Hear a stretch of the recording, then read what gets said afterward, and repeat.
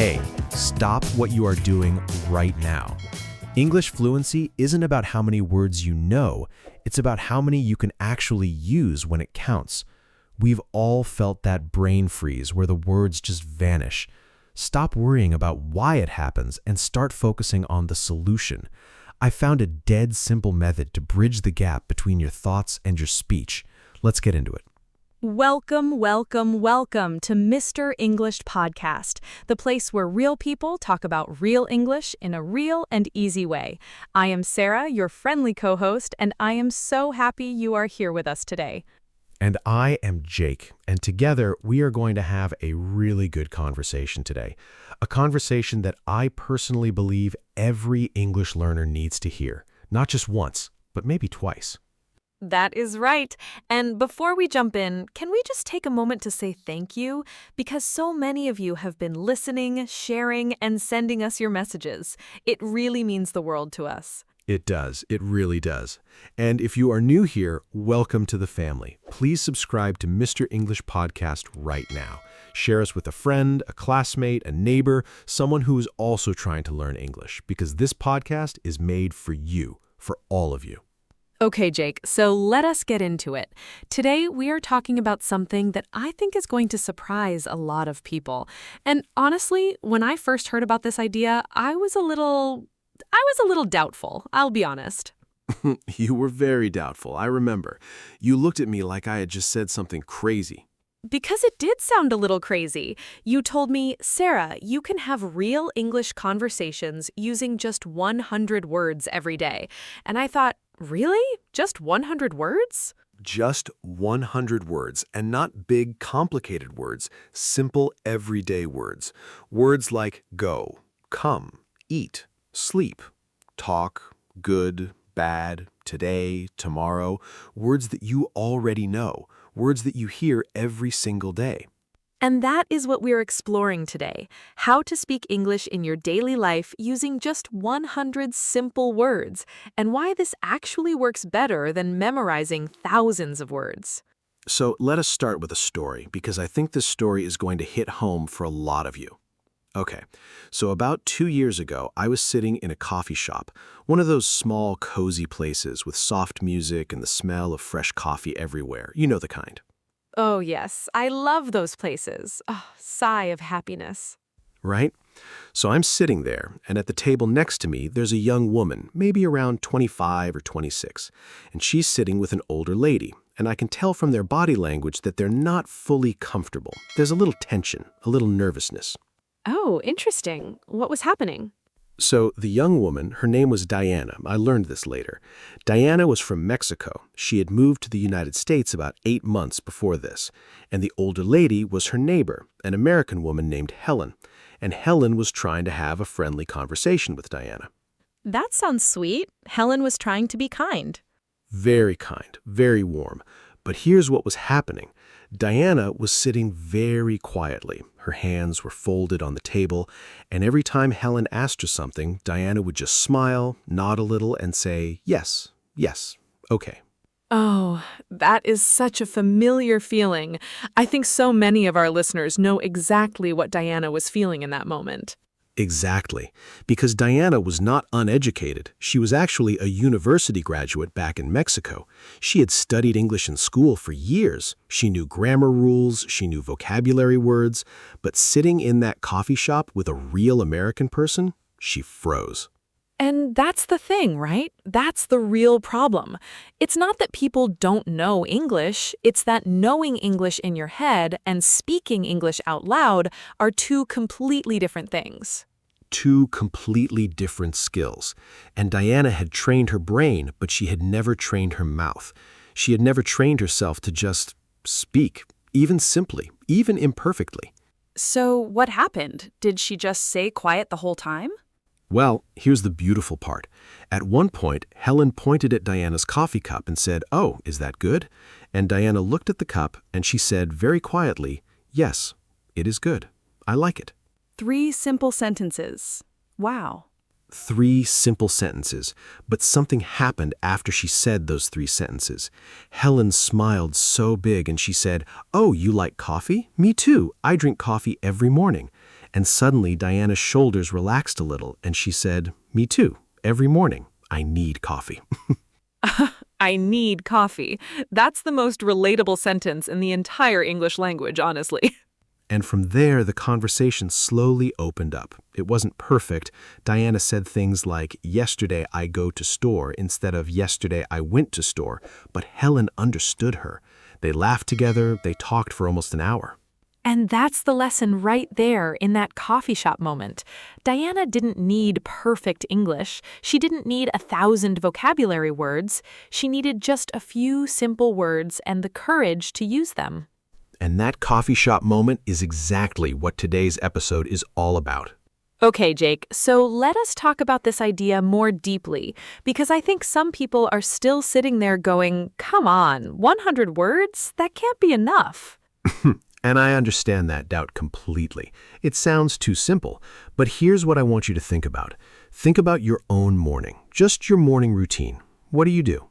Okay, so I wake up, I go to the bathroom, I wash my face, I drink water, I make coffee, I eat something small, I check my phone, I get dressed, I leave the house.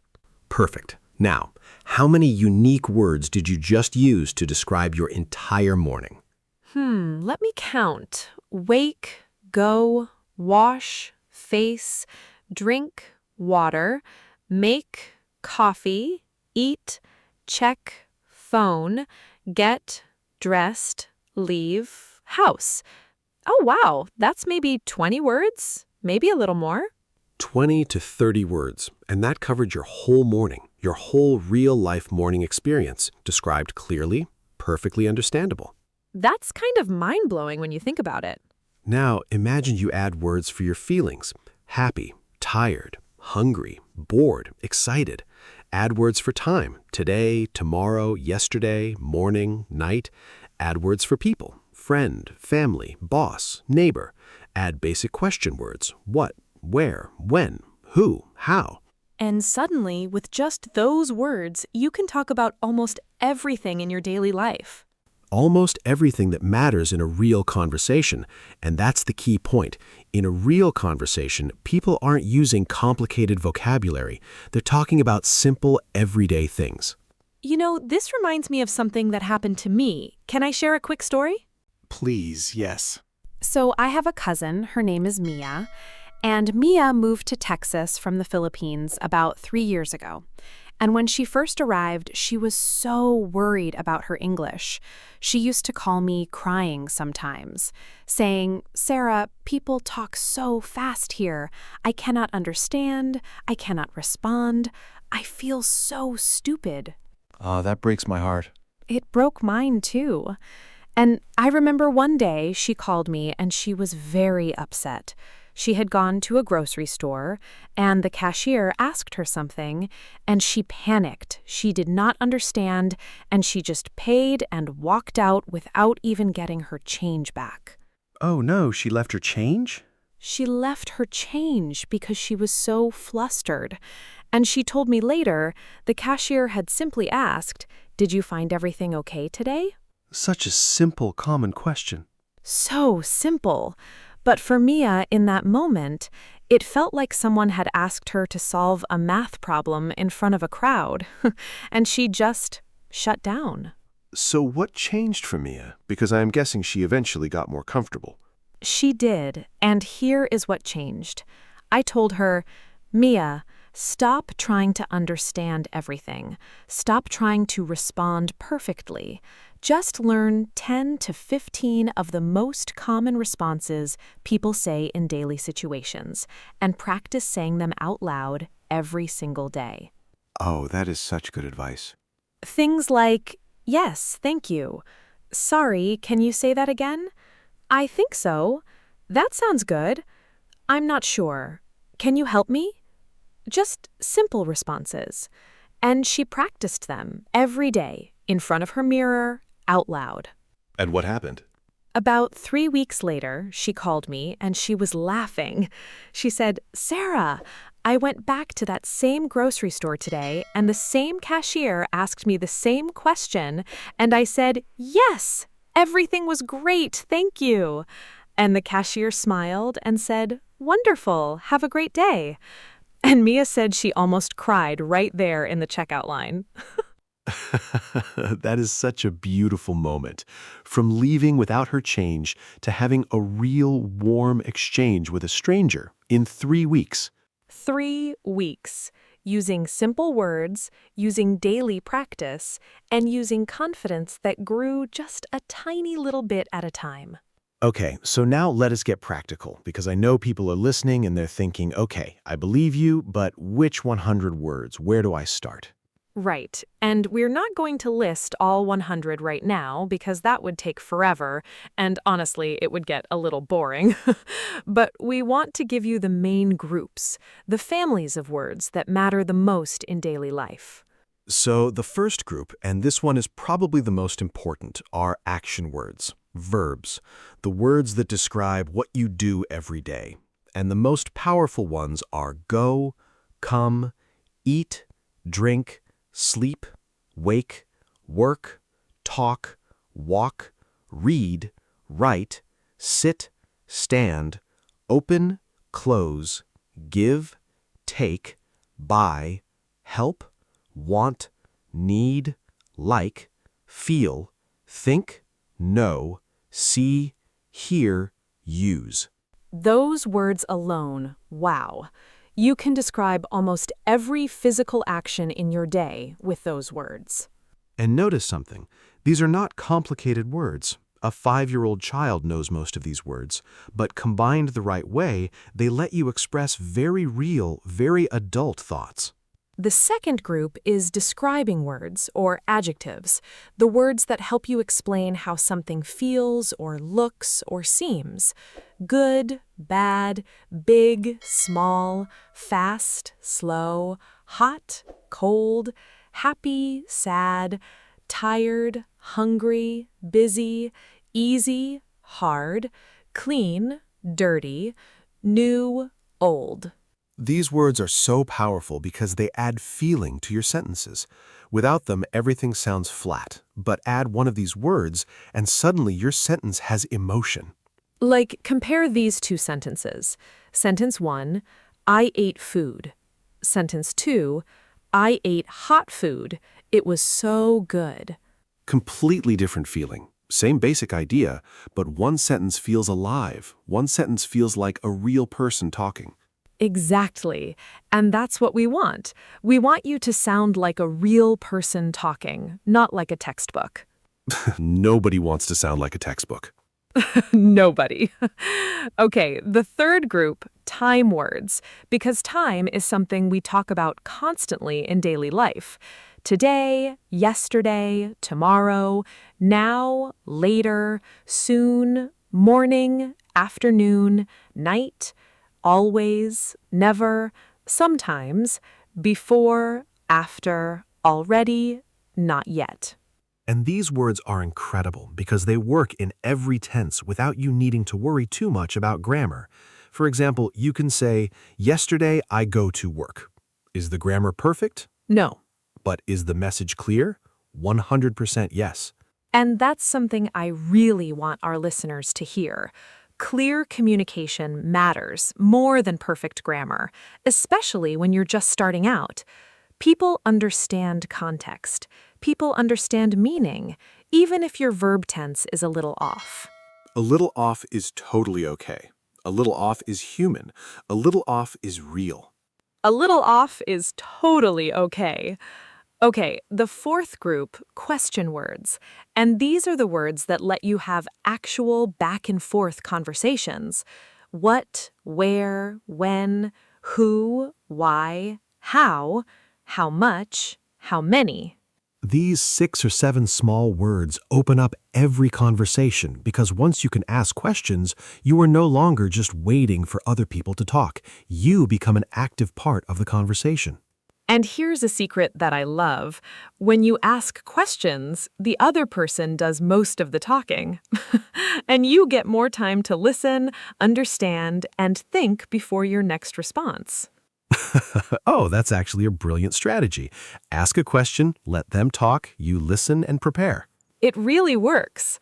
And the fifth and final group I want to mention are connecting words, small words that hold your sentences together and make them flow.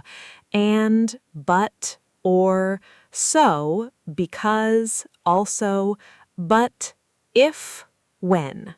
These tiny words make such a big difference. Without them, your sentences feel choppy and disconnected. With them, you sound smooth and natural.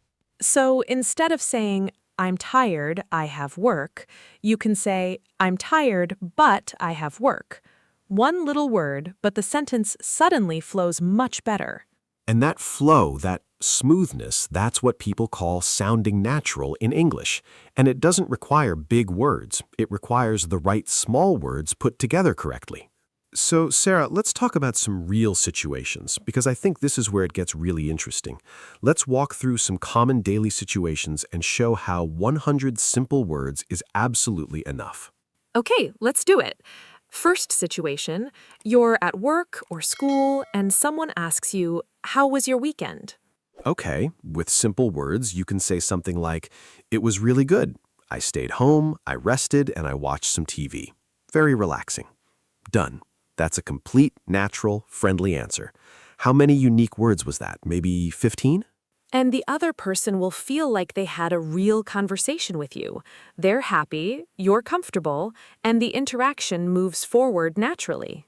Second situation. You're at a restaurant. The server comes to your table and asks, are you ready to order? With simple words, you can say, yes, I want this one, please, and point to the menu. Or if you need more time, not yet. Can I have one more minute? Both perfect, both polite, both completely understood. And you know what? I have heard people who speak English as their first language say those exact same sentences. I want this one. Not yet. One more minute. Native speakers use simple English too, all the time. This is something I did not understand for so long. I used to think native speakers were using this incredibly complex, poetic English all the time. And then I started really listening to everyday conversations, and I was genuinely surprised by how simple most of it actually is. Because people are not trying to win writing awards when they are talking to their coworker about lunch. They are just communicating, simply, naturally. Third situation, you are talking on the phone, and this one makes a lot of people very nervous because you cannot see the person's face. You cannot read their expressions. Oh yes, phone calls, the great fear of many English learners. But even on the phone, simple words work. If someone is talking too fast, you can say, sorry, can you say that again? Or, sorry, I did not hear you well. If you do not understand something, can you explain that in a simple way? These are completely acceptable things to say. Even native speakers say these things. And here's something I want every listener to remember. Asking someone to repeat themselves is not a sign of weakness. It's a sign of respect because it shows you want to understand them properly. That's beautifully said, Jake. I love that. Fourth situation. You are meeting someone new, a neighbor, a coworker, a classmate, and they start talking to you. And with 100 simple words, you can handle the whole introduction. Hi, my name is Sarah. I'm from your country. I live near here. I'm still learning English, but I'm trying my best. And you know what happens when someone says, I'm still learning English, but I'm trying my best? The other person almost always becomes warmer, more patient, more encouraging. People appreciate honesty. People respect effort. And that little phrase, I'm still learning, those 4 words, they take so much pressure off of you. You don't have to perform, you just have to try. Which leads me to something I really want to talk about now. And it's the thing that I believe is the biggest barrier for most English learners. Not vocabulary, not grammar, but something much more personal. Okay, tell me, what is the real barrier?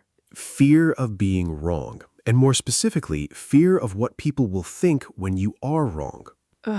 Yes, I feel that in my chest just hearing you say it.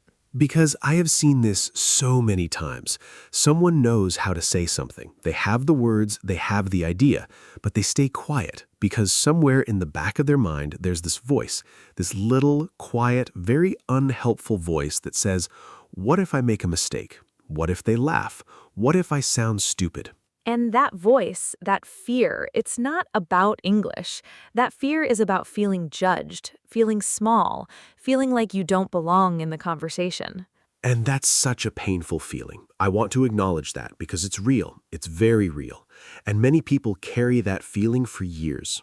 But here's what I've learned, and this took me some time to really believe.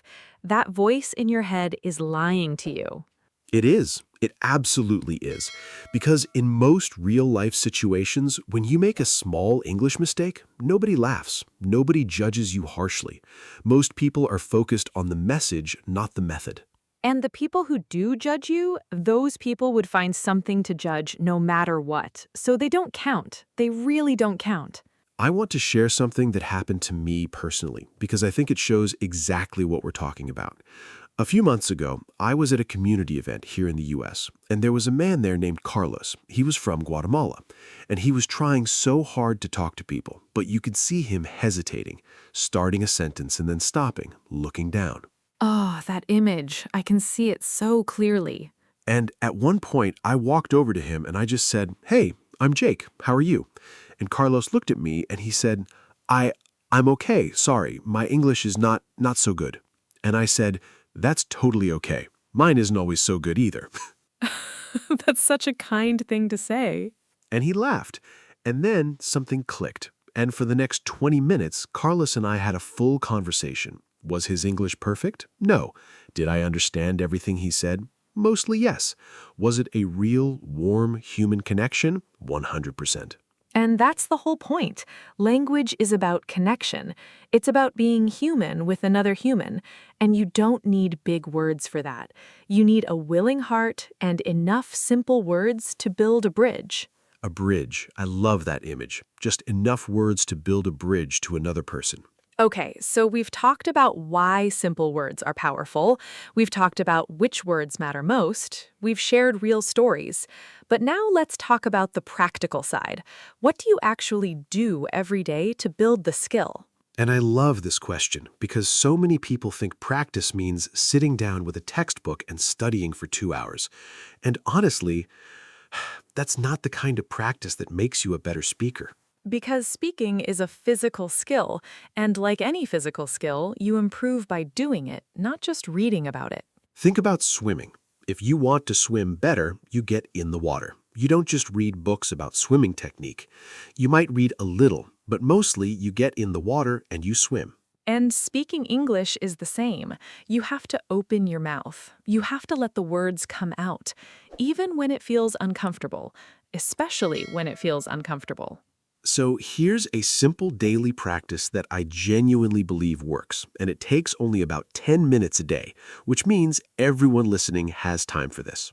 Everyone, no excuses. No excuses. Okay, step 1. Every morning when you wake up, describe your morning out loud, to yourself, in the mirror if you want, or just in your room. I woke up. I feel tired today. I need coffee. Today I have work. I'm a little nervous about my meeting. Simple sentences about your real life, right now, in this moment. And this is so powerful because it connects English to something you actually care about, your real life, your real feelings, your real day. Step 2. Pick one situation you will face today. Going to the store, talking to a coworker, calling to make an appointment, whatever it is. And before you go, practice 2 or 3 sentences you might need out loud. Rehearse it like a little performance. And then when you are in the real situation, your mouth already knows what to do because you already practiced it. Step 3. At the end of the day, tell yourself what happened. In English, out loud. Today, I went to the store. The cashier was very friendly. I bought food and water. I felt okay. It was a good day. Again, simple, real, personal. And what you are doing with these 3 steps is building a habit. You are training your brain and your mouth to connect English to your daily life experiences. And that connection is what creates real fluency. Not the kind of fluency that comes from memorizing a dictionary, but the kind of fluency that comes from living your life in English, little by little, day by day. And I want to add something to this because I think it's really important. Do not just practice alone. Find opportunities to use English with real people, even small opportunities. Yes, even tiny moments. The person at the coffee counter, the cashier at the grocery store, the neighbor you pass in the hallway. These are all small practice opportunities, and every single one of them matters. And most of the time, these interactions are so short. 30 seconds, 1 minute, and they only require the simplest English. Good morning. Thank you. Have a good day. Excuse me. Sorry, where's the bathroom? The bathroom question, the universal English language test. Every English learner has needed that sentence at least once, and it works every time. Okay, Sarah, I want to talk about something that I feel like nobody talks about enough when it comes to learning English, and that is the emotional journey. Oh, yes, this is important. Because learning a language is not just a mental process, it's an emotional one. There are days when you feel great, when words come easily, when you have a good conversation and you walk away feeling proud of yourself. And those days are wonderful. But then there are other days, days when you feel like you haven't improved at all, when you try to say something and it comes out completely wrong, when you have a conversation that feels awkward and uncomfortable and you go home feeling embarrassed. Those days are hard. Those days can feel really discouraging. And I just want to say to every single person listening, those hard days are part of the process. They're not a sign that you're failing. They're a sign that you're learning. Because if everything felt easy all the time, you wouldn't be growing. Growth only happens when you are being challenged, when you are stepping outside of what's comfortable. And simple English helps with this too, because when your English is simple, the mistakes feel smaller. When you say, yesterday I go, instead of yesterday I went, the mistake is small. The conversation keeps moving. You're still understood. But when you try to use very complicated English that you are not ready for yet, the mistakes feel much bigger, and they're much more discouraging. So starting simple is not just a language strategy, it's also an emotional strategy. It protects your confidence while you're still building it. And your confidence is precious. You need to protect it. You need to grow it slowly and carefully, like a plant. You don't pour too much water all at once. You give it a little every day, and over time, it grows strong. I love that image. Your English confidence is like a plant. Water it a little every day, and one day you'll be surprised by how much it has grown. And you know when I really started to believe that I was improving? It was not when I passed a test. It was not when someone complimented my grammar. It was a random Tuesday afternoon when I was talking to a friend and I realized that I hadn't thought about the words at all. They just came, naturally, without effort, without fear. That's the moment. That's the moment everyone is working toward. And that moment is coming for you, I promise. If you stay consistent, if you keep using your simple words every day, if you keep trying, that moment is coming. All right, we're getting close to the end of today's episode, but before we wrap up, we want to give you something to take with you, something to actually do starting today. We're calling it the 100-word daily challenge, and it's beautifully simple. Every day this week, choose just one situation from your real life. It can be anything, your morning, your lunch break, your commute, your evening at home. And describe that situation out loud, in English, using only the simple words you already know. Don't look anything up. Don't try to be perfect. Just speak, whatever comes out. Day 1 might feel a little rough. Day 2 might feel slightly better. Day 3, a little more natural. And by day 7, you'll notice something. Your mouth moves a little faster. Your brain hesitates a little less. The words feel a little more familiar. And that feeling, that tiny shift, that's real progress. That's your English growing. And we want to hear about it. Come and tell us. Leave a comment. Tell us which situation you practiced. Tell us how it felt. Tell us what was easy and what was hard. Because this podcast is not just us talking at you. It's a community, and every story you share helps someone else who's going through the same thing. Your story matters. Your journey matters. And you belong in this conversation. Okay, so let's do a quick summary of everything we talked about today, because I want these ideas to really stick with you. Number 1, you don't need thousands of words to speak English in your daily life. 100 simple, high-frequency words are enough to handle most real conversations. Number 2, the real barrier to speaking English is not vocabulary, it's fear. And the best way to reduce fear is to start small, speak simply, and keep going. Number 3, Simple words used confidently are more powerful than complicated words used nervously. Always, every time. Number 4, speaking is a physical skill. You build it by speaking, every day, a little at a time, in real situations with real people. And number 5, your progress is real even when it doesn't feel that way. Every small effort adds up. Every simple sentence you say is a step forward. I really hope today's conversation gave you something valuable, something you can use starting right now, today. And if it did, please share this episode with someone who needs it. Share Mr. English Podcast with a friend, a family member, someone in your community who's on this same journey. Because the more we share, the bigger our community grows, and the more people we can help together. And please subscribe to Mr. English Podcast if you haven't done so already. We're here every week with real conversations, easy English, and a lot of heart. A lot of heart. That is a good way to say it. I thought so. And we want to end today with this one simple thought. You already have more English inside you than you think. You just need to let it out. One simple word at a time. Start small, stay consistent, and trust the process. Because the English life you want, it is already on its way to you. Thank you so much for spending this time with us today. We are grateful for every single one of you. Come talk to us in the comments. Tell us your story. Tell us your struggles. Tell us your wins. Big or small, we want to hear all of it.